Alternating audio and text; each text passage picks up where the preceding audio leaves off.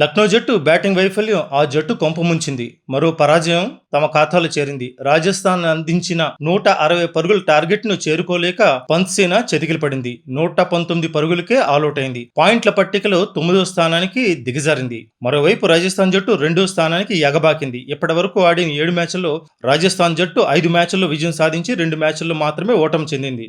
ఇక లక్నోతో జరిగిన మ్యాచ్లో ఓటమి ఎదురైతే హ్యాట్రిక్ పరాజయాలు తమ ఖాతాలో పడేవి. అటువంటి అవాంఛిత రికార్డును తమ ఖాతాలో చేరకుండా రియాన్ పరాగ్ సైన్యం సమిష్టిగా రాణించింది. ముందుగా బ్యాటింగ్ చేసిన రాజస్థాన్ జట్టుకు పవర్ ప్లేలోనే గట్టి షాక్ తగిలింది. యశస్వి జైస్వాల్, ధ్రువ్ జురేల్, వైభవ్ సూర్యవంశీలు త్వరగా అవుట్ అయ్యారు. 4 ఓవర్లు పూర్తయ్యేసరికి 3 కీలక వికెట్లు కోల్పోయింది రాజస్థాన్ జట్టు. 32 పరుగులకే 3 కీలక వికెట్లు కోల్పోయి కష్టాల్లో పడింది. మహమ్మద్ షమి, జైస్వాల్ ను, ధ్రువ్ జురేల్ ను పెవిలియన్ కి పంపించగా మోషిన్ ఖాన్ వైభవ్ సూర్యవంశీని అవుట్ చేశాడు. రియాన్ పరాగ్ 20 పరుగులు చేసి ప్రిన్స్ యాదవ్ బౌలింగ్లో అవుట్ అవ్వగా 22 పరుగులు చేసిన హెట్మైర్ మోషిన్ ఖాన్ కు దొరికిపోయాడు.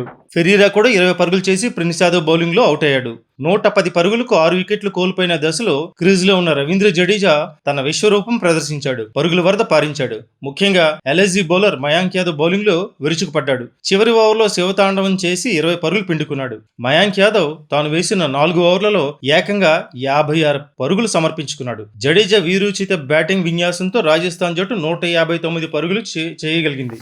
160 పరుగుల టార్గెట్తో బరిలో దిగిన పంత్ సేన టార్గెట్ చేరుకోలేక చతికిల పడింది. 119 పరుగులకే ఆల్అౌట్ అయింది. లక్నో జట్టులో 4 ఆటగాళ్లు డకౌట్ అయ్యారంటే ఆ జట్టు ఎంత దారుణంగా బ్యాటింగ్ చేసిందనే విషయం అర్థమవుతుంది. ఓపెనర్ మిచెల్ మార్ష్ 55 పరుగులు చేయగా నికోలస్ పూరన్ 22 పరుగులు మాత్రమే చేశాడు. వీరు తప్ప జట్టులో ఏ ఒక్కరూ రాణించలేకపోయారు. దీంతో పంత్ సేనకు మరో పరాభవం తప్పలేదు. దీంతో ఎల్ఐసి జట్టు పాయింట్ల పట్టికలో 9వ స్థానానికి దిగజారింది. ప్లే ఆఫ్ అవకాశాలను సంక్లిష్టం చేసుకుంది.